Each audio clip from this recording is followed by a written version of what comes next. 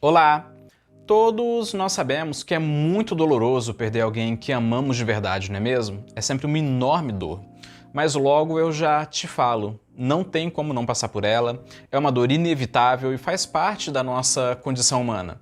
Infelizmente não existe solução, e quem diz que tem a solução para esse momento trágico da vida ou é uma pessoa ingênua ou é um charlatão.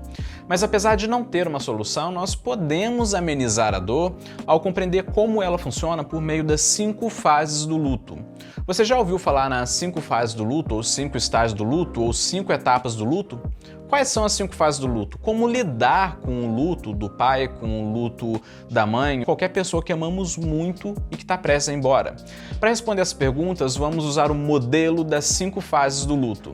Olá, eu sou Salve Silveira e você está no canal Pense Nisso, o canal que traz reflexões e questionamentos sobre autoconhecimento, saúde mental e problemas da vida moderna.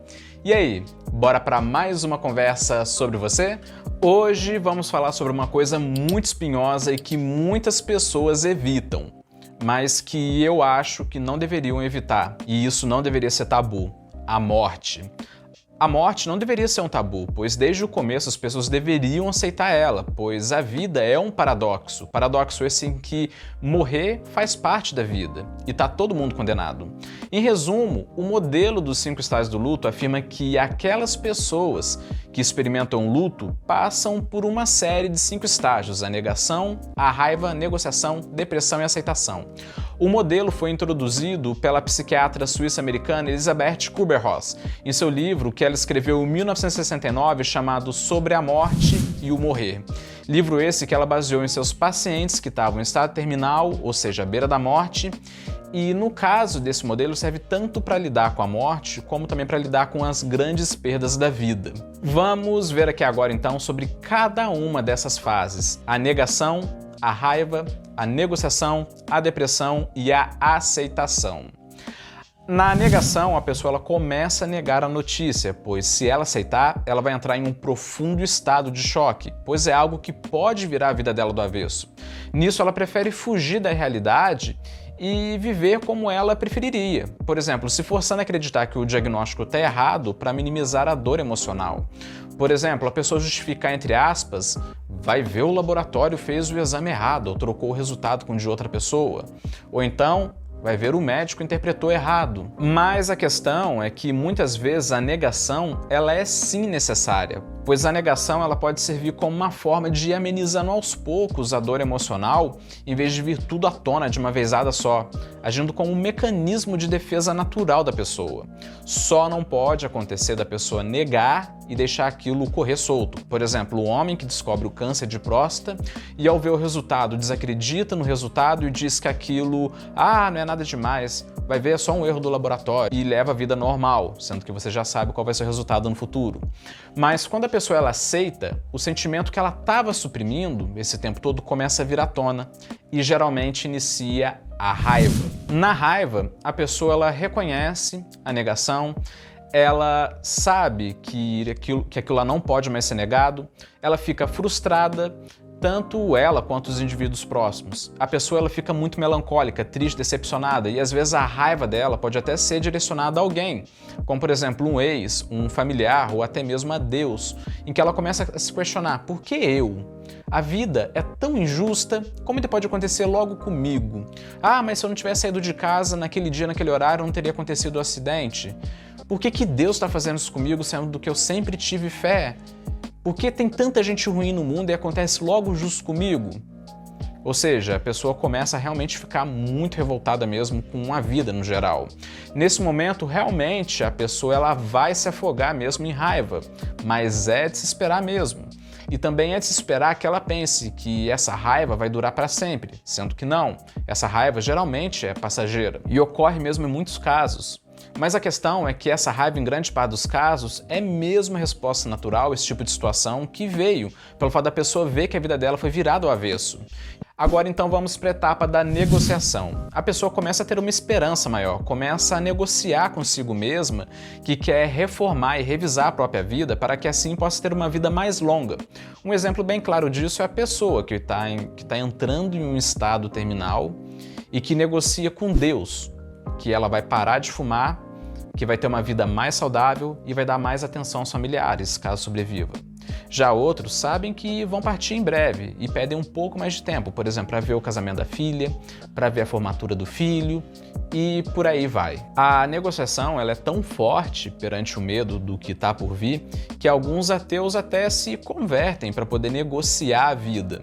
E só uma coisa, os ateus que estão me assistindo, fiquem bravos comigo não, tá? A gente tá falando de um fenômeno natural e que é um problema da condição humana que pode acontecer com todo mundo. Tem muito ateu também que não acontece isso, tá? Mas também pode vir também a etapa da depressão, que com o desespero da sua morte a pessoa começa a ficar apática. Nessa fase a pessoa pode querer o silêncio, pode querer ficar sozinha, pode querer evitar visitas e ficar a maior parte do tempo sem ninguém, querendo ficar realmente sozinha. Por exemplo, a pessoa que está em um estado terminal, ela pensa, já que eu vou morrer em breve, para que eu vou continuar com o tratamento? Qual é o sentido de eu fazer as coisas que eu tenho que fazer, já que eu vou morrer mesmo? E às vezes até pensa em suicídio. Valendo lembrar que se você tem pensamentos suicidas, independente de você estar ou não em estado terminal, você pode ligar gratuitamente para o CVV, que é o Centro de Valorização da Vida, através do número 188. E lá você vai ser muito bem atendido, com respeito e anonimato, com total sigilo sobre toda a conversa, tá bom? E tem também a fase da aceitação. A pessoa, ela aceita que vai falecer, ela fica mais calma, ela fica mais introspectiva, fica mais estável. Não é aquela ideia de eu vou morrer e estou feliz. Não, nada disso. Mas sim a ideia de eu vou morrer, mas vai ficar tudo bem. É algo que fica mais fácil dela conviver com aquilo, mesmo tendo dias bons e dias ruins. E grande parte do pessimismo vai embora e começa a se envolver melhor com os amigos. Ela começa a pensar, por exemplo, eu estou preparada, seja o que Deus quiser, vai ficar tudo bem. Já que eu vou morrer, eu quero ter meus últimos momentos mais felizes ao lado de quem eu realmente gosto. Um exemplo bem claro disso foi o psiquiatra Flávio Gikovati, que no leito de morte dele, o Dr. Gikovati, para quem não sabe, ele foi um psiquiatra muito famoso aqui no Brasil, que escreveu grandes obras e é conhecido entre os psicólogos e psiquiatras do Brasil inteiro. E eu, que inclusive, apesar de eu não ser desse meio profissional, eu sou muito grato a ele pelas grandes obras dele, pelo fato de ele ter me ajudado bastante a passar por mudanças bruscas da minha vida. Ele morreu em 2016, com 73 anos, com um câncer que ele descobriu em fevereiro do mesmo ano, e o câncer foi rápido demais se espalhando, ao ponto dele falecer no mesmo ano.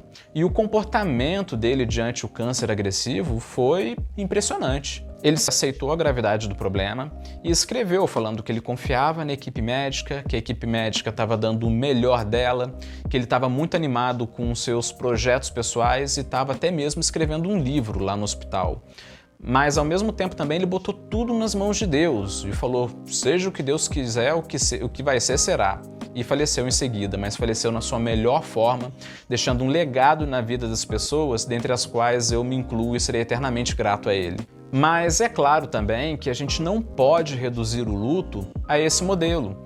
Devemos levar outras coisas em consideração, que em todas as fases é normal a pessoa ter vários sintomas, que são sintomas mesmo do luto, como por exemplo chorar, ter dores de cabeça, dificuldade para dormir, duvidar do próprio propósito de vida, questionar suas crenças espirituais ou a crença em Deus, ter um forte sentimento de desprendimento da vida, se isolar dos amigos e familiares, ter uma preocupação, uma ansiedade enorme, ter uma grande frustração, culpa, raiva, fadiga, perda de apetite, muitas dores, estresse e ter comportamentos anormais que ela nunca teve. Por isso também que é muito importante a pessoa que passa por esse momento trágico ter o acompanhamento psicológico de profissionais da saúde mental, com o objetivo de amenizar a dor e fornecer estratégias para enfrentar toda essa situação, para ajudar a lidar com a dor e às vezes até mesmo, a depender da situação, podendo prescrever algum medicamento para estar amenizando a dor. Valendo lembrar que é mesmo um processo penoso e que não é só a pessoa que está passando pela despedida da vida, que não é só ela que passa, mas todo mundo que está em volta dela também passa por esse mesmo processo e essas pessoas também precisam de ajuda e apoio.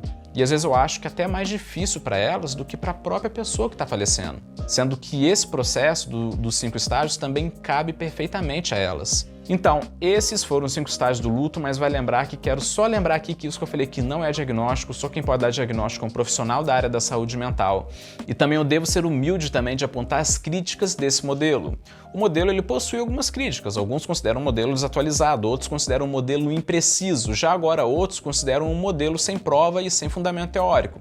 Então esse modelo ele é muito questionado mesmo no meio científico e no meio acadêmico. Mas independente disso, eu afirmo que compreender essas fases pode ajudar a lidar com o luto da perda de um ente querido ou até mesmo ajudar ele a passar por essa fase, que é uma fase única na vida. E muitos lugares interpretam muito mal essas 5 fases. Interpretam como se os estágios fossem uma progressão linear e previsível, sendo que a própria autora do estudo falou que não é dessa forma.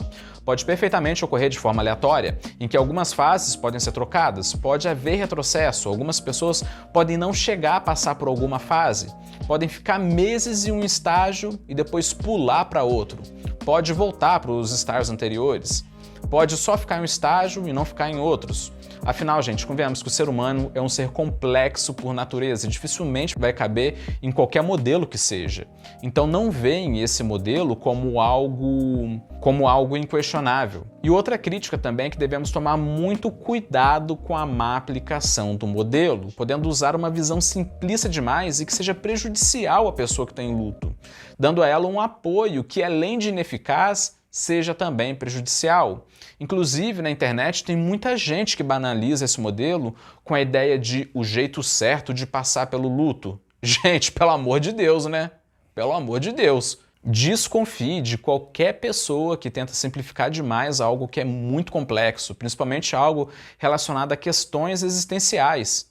E não se surpreenda se você vê esse modelo do luto sendo usado para explicar outros fenômenos, como para lidar com mudanças radicais da vida, como o divórcio, o desemprego e mais vários outros aspectos dolorosos da sua vida. E não é por acaso que eu fiz um vídeo usando esse modelo direcionado à questão da relação abusiva, pois há muitas situações mesmo em que esse modelo se aplica muito bem, como por exemplo agora com toda essa questão do vírus que está circulando por aí. Eu tenho que falar o vírus porque eu não posso falar a palavra, porque senão o YouTube reduz o alcance do vídeo. Em que no começo foi uma negação tremenda, afinal, entre aspas, o vírus está lá na China e não vai sair de lá. Depois o vírus chegou aqui até bater na porta da casa de todo mundo. Teve um momento de raiva, em que todo mundo, querendo ou não, teve que mudar o estilo de vida. Depois teve uma negociação em que grande parte das pessoas aceitaram se distanciar, aceitaram tomar os cuidados, replanejaram a vida com base nesse novo normal e finalmente teve aceitação. Uns chegaram mais rápido, outros não chegaram. Aceitaram, por exemplo, o trabalho online, aceitaram, por exemplo, o estudo online, aceitaram, por exemplo, perder um ano de ensino na escola. Já alguns não tiveram essa opção, mas mesmo assim ainda tiveram que tentar se readaptar com o que estava ao alcance, mesmo sem saber quando isso tudo vai acabar. E algumas pessoas estão até hoje na fase da negação. Até hoje andam na rua sem máscaras, até hoje não respeitam o distanciamento, até hoje se aglomeram em festas, não querendo tomar vacina, vivendo uma vida normal, botando tanto a vida delas em risco quanto a vida das outras pessoas. Então, essa foi a nossa conversa de hoje. Nós falamos sobre a questão do luto, da pessoa que está prestes a morrer, através do modelo dos 5 estágios do luto, que afirma que tais pessoas passam por uma série de 5 emoções. Emoções tanto de negação, raiva, negociação, depressão e aceitação. E o principal, lembre-se que a morte faz parte da vida e algumas folhas têm que cair para que outras possam nascer. Afinal, o fim faz parte da jornada. Pense nisso.